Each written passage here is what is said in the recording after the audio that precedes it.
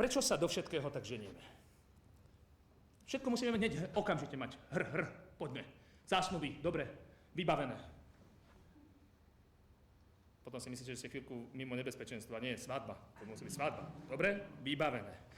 Byt, teda v našom prípade hypotéka, vybavené. Auto, vybavené. Všetko vybavené. Keď si myslíte, že už máte vybavené všetko, nie, tak ľudia začnú zízať. Ako keby sa vrátili z tej úžasnej kliniky Gemini, čo im urobili ten šedý zákal. To bola bohatústá reklama, inak keď ste si všimli. Začnú zízať, normálne ide im z tváre. Poznáte to taký ten výraz, že kedy už uvidíme nejaké bábätko, no? A kedy bude miminko, no kedy? Moja rodina začala zízať. Manželkina rodina zízala deň čo deň. Svokra zízala a usmievala sa zároveň. Viete si predstaviť, že vás vlastná rodina núti mať sex? Raz príde za mnou svokra a hovorí, počúvaj ma, mladý muž, ak si konečne dáš dolu tie nohavice a poriadne nevytrtkáš moju dceru, tak ťa zničím.